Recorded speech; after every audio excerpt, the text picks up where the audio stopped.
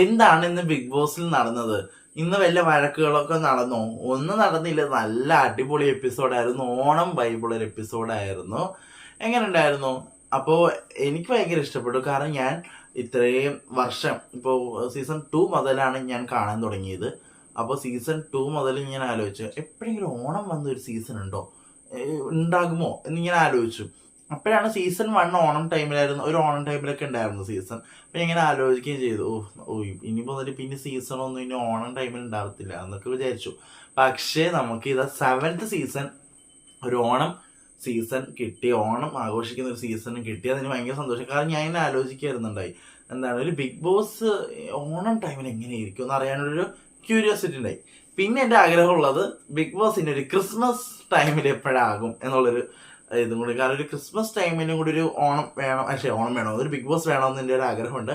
അത് നടക്കുമോ എന്തോ അത് അറിയുന്നില്ല, നമുക്ക് നോക്കാം. അപ്പോൾ എപ്പിസോഡിൻ്റെ റിവ്യൂ ആയിട്ട് നമുക്ക് പോകാം. അപ്പോൾ എൻ്റെ പേര് ഷെഹിർ. എൻ്റെ വീഡിയോ ആദ്യമായിട്ട് കാണുന്നവരാണ് വീഡിയോ ലൈക്ക് ചെയ്യണം, ഷെയർ ചെയ്യണം, കമൻറ്റ് ചെയ്യണം. ബിഗ് ബോസ് ഡയറീസ് എന്ന് പറയുന്ന യൂട്യൂബ് ചാനൽ സബ്സ്ക്രൈബ് ചെയ്ത് കൂടുതലുള്ള ബെല്ലൈക്കൻ എലവേഷനിൽ മാത്രമാണ് ഞാൻ ഇടുന്ന വീഡിയോസ് നിങ്ങൾക്ക് നോട്ടിഫിക്കേഷൻ കിട്ടും. അപ്പോൾ വേറൊന്നുമല്ല, ഇന്ന് ഓണം പരിപാടിയാണല്ലോ. അപ്പോൾ രാവിലെ തന്നെ മറ്റേ നമ്മുടെ ഓണം മൂട്, പൂക്കളം മൂട് എന്നൊക്കെ പറഞ്ഞാൽ എന്ത് പാട്ടില്ല, ആ പാട്ട് ഇട്ടിട്ടുള്ളൊരു മോർണിംഗ് ഡാൻസ് ആണ്. പിന്നെ 7 പേരടങ്ങുന്ന 3 ടീമായിട്ട് തിരിക്കാൻ പറഞ്ഞു. വേറെ ഒന്നുമില്ല, ഓണം കളികൾക്ക് വേണ്ടിയിട്ടാണ്. അതുപോലെ ഒന്നാമത്തെ തിരുവോണ പൂക്കളമാണ്. വേറെ ഒന്നുമില്ല, നമ്മൾ പൂക്കള മത്സരമില്ലേ, കുറേ ടീമുകൾ ചേർന്നിട്ട് പൂക്കളോടെ എന്നിട്ട് ഏത് ടീമാണോ വിജയിക്കുക അവർ. അപ്പോൾ അതേപോലെ 7 പേരടങ്ങുന്ന 3 ടീമായി. അതിൽ എന്താണ് നമ്മളുടെ ജഡ്ജായിട്ട് നിൽക്കുന്ന അനീഷ്, ശൈത്യ, രേണുവാണ്. അപ്പോൾ ഈ 3 പേരും ജഡ്ജ് ചെയ്യുമ്പോൾ ഒരു ജഡ്ജ്മെന്റിൽ ചെറിയൊരു ഇഷ്യൂ ആവുകയാണ്. ശൈത്യം നമ്മുടെ അനീഷായിട്ട് വേറെ അനാവശ്യ വഴക്കാണ്. ശരിക്കും ഒരു ഓണത്തിനെങ്കിലും ഇവർക്ക് വഴക്കിടാതിരുന്നോടെ, ഒരു ഓണമായിട്ട് വഴക്കിട്ടുകൊണ്ടിരിക്കുന്ന ആൾക്കാരാണ്. പിന്നെ എന്താണ് അനീഷ് ശൈത്യമുള്ള ഒരു ചെറിയൊരു ക്ലാഷ് നടന്നിരുന്നു. പിന്നെ എന്താണ് ശൈത്യയുടെ മറ്റേ ഇത് ടീമാണ്, ശൈത്യയുടെ ടീമിനെ പാസ്സാക്കാൻ വേണ്ടിയിട്ടാണോ എന്നൊക്കെ ചോദിക്കില്ലേ. പക്ഷെ അതിനൊന്നും അല്ല. അവർ ട്രഡീഷണൽ എങ്ങനെയാണെന്ന് വെച്ചാൽ ഓണം വരുമ്പോൾ 10 ലെയർ വരണമെന്ന് പറഞ്ഞു. അത് ഫോളോ അപ്പ് ചെയ്തത് ശൈത്യയുടെ ടീമായിരുന്നു. അപ്പോൾ ശൈത്യ വിജയിച്ചു. പക്ഷെ അനീഷിന് ഒരു സമ്മതമല്ലായിരുന്നു. കാരണം അവരുടെ ടീം വിജയിക്കേണ്ട ഒരു സമ്മതമല്ലായിരുന്നു. പക്ഷെ രേണുവിനും ശൈത്യക്കും സമ്മതമായതുകൊണ്ട് തന്നെ ഭൂരിപക്ഷം നോക്കിയിട്ട് വിജയിച്ചു. പിന്നെ ക്യാപ്റ്റൻസിയുടെ ഒരു ഇത് വരുന്നുണ്ട്. ക്യാപ്റ്റൻസിയിലെ എല്ലാവരും തിരഞ്ഞെടുത്തത് ജിസീലിനെയും ഒനീലിനെയും അഭിലാഷിനെയാണ് തിരഞ്ഞെടുത്തത്. അതിൻ്റെ ഇതിലാണ് കാണിക്കുന്നത്, നമ്മുടെ BB+ കാണിച്ചത് കേട്ടോ. അപ്പോൾ എന്താണ് ജിസേൽ, ഒനിൽ, അഭിലാഷാണ്. ഇവർ 3 പേരാണ് നമ്മുടെ ക്യാപ്റ്റൻസി ടാസ്ക് കളിക്കാൻ പോകുന്നത്. പിന്നെ കുറച്ച് കഴിഞ്ഞത്തേക്ക് നമ്മുടെ സോൾട്ട് ആൻഡ് പെപ്പർ മൂവിയിലെ പാട്ടൊക്കെ വന്നു, ചെമ്പാവ് കുഞ്ഞിൻ ആ പാട്ട് വന്നിട്ട് തന നിന്റെ താന നിന്നെ ആ പാട്ടൊക്കെ ഇട്ടിട്ട് കുറേ ആൾക്കാർ ബിഗ് ബോസിന്റെ ക്രൂ വന്നിട്ട് സദ്യ കൊണ്ടുവരാണ്. ഞാൻ ഇങ്ങനെ ആലോചിച്ചു, അയ്യോ അടിപൊളി. എനിക്ക് സത്യം പറഞ്ഞാൽ എനിക്ക് ഭയങ്കര ഇഷ്ടമുള്ള കാര്യമുണ്ട് സദ്യ കഴിക്കുക, പായസം കുടിക്കുക. പക്ഷെ എനിക്കത് കിട്ടിയിട്ടില്ല ഈ ഓണത്തിന്. എനിക്ക് അങ്ങനെ കിട്ടിയിട്ടില്ല എനിക്ക് ഇതുവരെ. പക്ഷെ ഭയങ്കര ഒരു ആഗ്രഹമാണ്. ഈ വർഷം എനിക്ക് കിട്ടിയില്ല, സദ്യ ഒന്നും കിട്ടിയില്ല. പായസം കിട്ടുന്നുണ്ട്, പക്ഷെ എനിക്ക് പായസം പോരാ. എനിക്ക് ഓണസദ്യ തന്നെ വേണമെന്നൊരു വാശിയായിരുന്നു. അത് കിട്ടുന്നില്ല. ഒരു പ്രോപ്പർ ഓണസദ്യ എവിടെ നിന്ന് കിട്ടും, അത് ഇപ്പം ഞാൻ വരും. പക്ഷെ അത്രയ്ക്ക് ഇഷ്ടമാണ്. അപ്പം ഇന്നത് കണ്ടപ്പോൾ എനിക്ക് ഭയങ്കര ഇഷ്ടപ്പെട്ടു. അയ്യോ ഓണസദ്യ വരുന്ന, അയ്യോ ഞാൻ എങ്ങാനും ബിഗ് ബോസിൽ പോയിരുന്നെങ്കിൽ ഞാനത് ഫുള്ള് കഴിച്ചു തീർക്കുന്നുള്ള രീതിയിലാണ് എൻ്റെ വർത്താനം ഇവിടെ. അപ്പം ഓണസദ്യ വരുന്ന എല്ലാവരും നല്ല തന്നെ ഭക്ഷണം കഴിക്കുന്നു. കുറച്ച് പേര് താഴെ കഴിക്കുന്നു. കാരണം ഇതിൽ സ്ഥലമില്ലാത്തതുകൊണ്ട് കുറച്ച് പേര് താഴെ ഇരുന്ന് ഭക്ഷണം കഴിക്കുന്നുണ്ട്. അനീഷൊക്കെ ഭയങ്കരമായിട്ട് ആസ്വദിച്ചു. അനീഷാണെങ്കിൽ നമ്മുടെ റിയാലിറ്റി ഷോ എന്ന് വെച്ചാൽ കുക്കിംഗ് ഷോയിലൊക്കെ വന്നിട്ട് ജഡ്ജസ് ടേസ്റ്റ് ചെയ്യില്ല, അതേപോലെ തന്നെ ഭയങ്കര ടേസ്റ്റ് ഒക്കെ വന്നിട്ട് അഭിലാഷ് ഒരു വായ അനീഷിന് കൊടുക്കുന്നുണ്ട്. അപ്പോൾ ഒരു നല്ല ഒത്തൊരുമയോട് കൂടി തന്നെ എല്ലാവരും ഭക്ഷണം കഴിക്കുന്നുണ്ട്. പിന്നെ കിരീടം യുദ്ധം ടാസ്ക് വരെയാണ്. കിരീടം യുദ്ധ ടാസ്കിൽ ലാസ്റ്റ് വന്നത് നൂറയും ഒന്നിലാണ്. വേറെ ഒന്നുമല്ല, ഈ ടാസ്ക് വേറെ പ്രത്യേകിച്ച് പണിയൊന്നുമില്ല. 2 പേര് ഓപ്പോസിറ്റ്, 2 പേരുടെ തല്ല തൊപ്പിയിടണം. പെട്ടെന്ന് ഇങ്ങനെ എടുത്തിട്ട് ഹുക്കിൽ കൊളുത്തണം. ആരാണ് ഇതവരെ ഹുക്കിൽ കൊളുത്തണം അവർ വിജയിക്കും. 2 പ്രാവശ്യം വിജയിക്കുന്നുണ്ട്. അങ്ങനെ നൂറ ജയിച്ചു. നൂറയ്ക്ക് 3 പവറുകളാണ് കിട്ടുന്നത്: super immunity power, super nomination power, super family power. അപ്പൊ ഈ മൂന്നെണ്ണത്തിൽ നിങ്ങൾക്ക് 3 എടുക്കാം, അല്ലെങ്കിൽ മറ്റൊരാൾക്ക് കൊടുക്കാം എന്ന് പറയുന്നുണ്ട്. അതിൽ ഫാമിലി പവർ ബിന്നിക്ക് കൊടുക്കുന്നു. ബാക്കി 2 കാർഡായ ഇമ്മ്യൂണിറ്റി പവറും നോമിനേഷൻ പവറും. ഇമ്മ്യൂണിറ്റി പവർ എന്ന് വെച്ചാൽ 3 ആഴ്ച സേഫ് ആയിട്ട് പോകും. 3 ആഴ്ച എന്താണ് നോമിനേഷനിലൊന്നും പെടാതെ സേഫ് ആയിട്ട് ഡയറക്റ്റ് പോവാം. ഈ 3 ആഴ്ച ന്യൂറക്ക് ഒരു പേടിയും വേണ്ട. പിന്നെ ഒരു പവർ എന്ന് വെച്ചാൽ ഡയറക്റ്റ് ഒരാളെ നോമിനേറ്റ് ചെയ്യാനുള്ള ഒരു പവർ 3 ആഴ്ചത്തേക്ക് ഇതും ഉണ്ട്. അപ്പൊ ഇത് രണ്ടും ന്യൂറ എടുക്കുന്നു. ബുദ്ധിപരമായിട്ട് ന്യൂറ അത് ചെയ്തു. അത് കഴിഞ്ഞിട്ട് വൈൽഡ് ആർട്സിന്റെ അതിനു മുൻപ് വരെ മൈജിയുടെ അല്ല, അതിനു മുന്നേ ഓണക്കളികൾ തന്നെയാണ്. വീണ്ടും മറ്റേ മാവേലിയുടെയും ഇതൊക്കെ ഡ്രസ്സുകൾ പണിപ്പുരയിലുണ്ട്. ആ പണിപ്പുരകത്ത് പോയിട്ട് ഈ ഡ്രസ്സുകളെല്ലാം എടുത്തിട്ട് മാവേലിക്കുള്ളതും പുലിക്കളിക്കുള്ള ഡ്രസ്സ് എടുക്കാം. അതിൽ വീണ്ടും നമ്മുടെ ശൈത്യയുടെ ടീം വിജയിക്കുകയാണ്. പിന്നെ മൈജിയുടെ ഇന്നലെ 3 പേർക്ക് കിട്ടിയില്ല. അഭിലാഷനും ന്യൂറയ്ക്കും സാബുമാനും. ഇവർക്ക് 3 പേർക്കും ഇത് മൈജിയുടെ മറ്റേ ഇത് കിട്ടിയിരുന്നല്ലോ, ഫ്യൂച്ചർ മറ്റേ വാഷിംഗ് മെഷീനും ടിവിയും. പക്ഷെ വാഷിംഗ് മെഷീനും ടിവിയും വാഷിംഗ് മെഷീനും ഫോണും ഇതൊക്കെ കിട്ടിയല്ലോ. അതിപ്പോൾ അത് അവരെ വീട്ടിലെത്തി. അതിന്റെ വീഡിയോ ആണ്. അതിൽ ആദ്യം തന്നെ അഭിലാഷിന്റെ വൈഫിന്റെ ഒരു വീഡിയോ ആണ്, ഒരു മൊബൈൽ ഫോൺ കൊടുക്കുന്ന ഒരു വീഡിയോ. പിന്നെ സാബുമാന്റെയും പിന്നെ നമ്മുടെ Diya Sana, big boss season 1 Diya Sana. കാരണം ന്യൂറയ്ക്ക് ഫാമിലി അങ്ങനെ വലിയ ആൾക്കാരില്ലല്ലോ. അപ്പൊ ന്യൂറയുടെ ഇതായിട്ട് എടുത്തിരിക്കുന്നത് നമ്മുടെ ഇവരാണ്, ദിയാസനയാണ്, ദിയ ചേച്ചിയാണ്.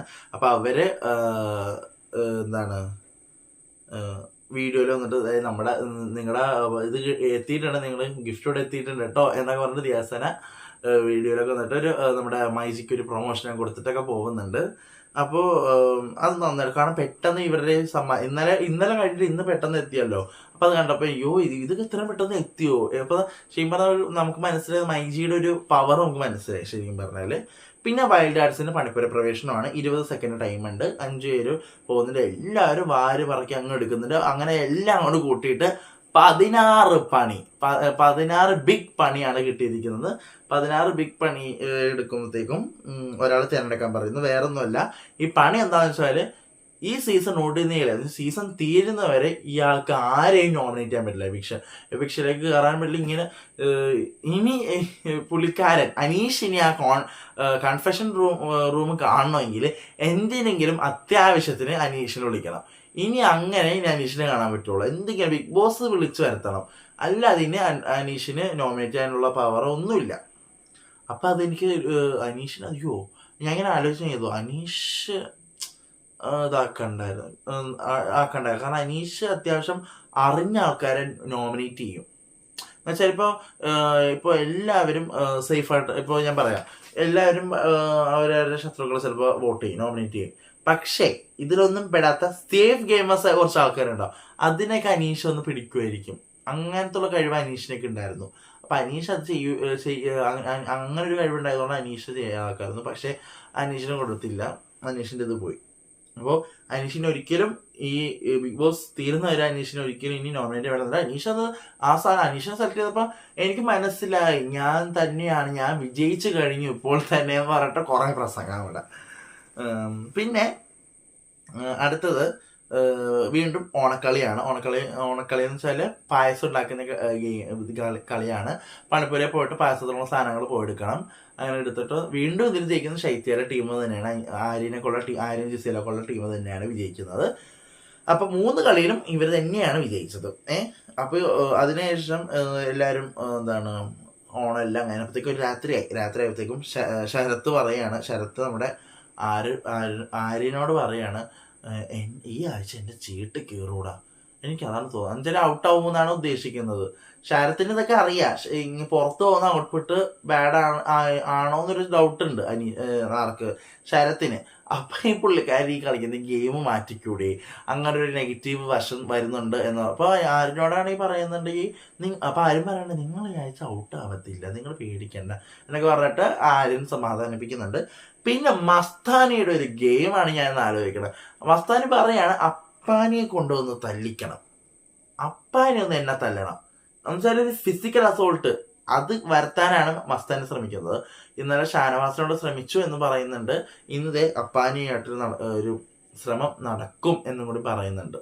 ഇത് മസ്താനിയും നമ്മുടെ വൈൽഡ് ആർട്സും സംസാരിക്കുന്ന ഒരു ടോപ്പിക്കാണ് മസ്താനി പറയുന്നത്. നമ്മൾ ഇതാക്കണം എന്ന് പറയുന്നത്. ലക്ഷ്മിയാണ് പറയുന്നത് അതെ നമ്മൾ ആരും ഇങ്ങനെ ഇതാക്കേണ്ട കാര്യം, കാരണം ഇവരൊരു ബോസി ടൈപ്പാണ് എന്നൊക്കെ പറഞ്ഞിട്ട് ലക്ഷ്മി പറയുന്നുണ്ട്. ഇതാണ് എപ്പിസോഡ് നടന്നത്. എങ്ങനെയുണ്ടായിരുന്നു എപ്പിസോഡ്? ഒരു ഓണം വൈബ് മൂടൊക്കെ ഉള്ള ഒരു എപ്പിസോഡായിരുന്നു. ഓണം നല്ല രീതിയിൽ തന്നെ ആഘോഷിച്ചു, അടിപൊളിയായിട്ട് കളറാക്കിയിട്ടുണ്ട് ഓണം. നാളെ ഇതാണ് നമ്മളുടെ ലാലേട്ടൻ വരുന്നത്. എല്ലാവരും ചോദിക്കുന്നുണ്ട് ലാലേട്ടൻ വരുമോ എന്നൊക്കെ ചോദിക്കുന്നുണ്ട്. ലാലേട്ടൻ വരും എന്നാണ് അറിയുന്നത്. കാരണം ഇനി ഒരാഴ്ച പുള്ളിക്കാരൻ്റെ ഇതാക്കത്തില്ല. ലാലേട്ടൻ വരാതിരിക്കത്തില്ല. ഈ ആഴ്ച ലാലേട്ടൻ വരും. പിന്നെ ഡബിൾ എവിക്ഷന് സാധ്യതയുണ്ട്. വേറെ ഒന്നുമല്ല, ഇത്തവണ വന്നിരിക്കുന്നത് ട്രെയിൻ പോലെയാണ്. ആൾക്കാരെന്ന് വെച്ചാൽ ആ വീട്ടിൽ വൈൽഡ് ആർട്സും ക്യാപ്റ്റനും ഒഴിച്ച് ബാക്കി എല്ലാവരും നോമിനേഷനിലുണ്ട്. അപ്പോൾ ഉറപ്പായിട്ടും 2 എവിക്ഷൻ എങ്കിലും നടത്തിയിരിക്കണം. കാരണം കഴിഞ്ഞ ആഴ്ച നടത്തിയിട്ടില്ല.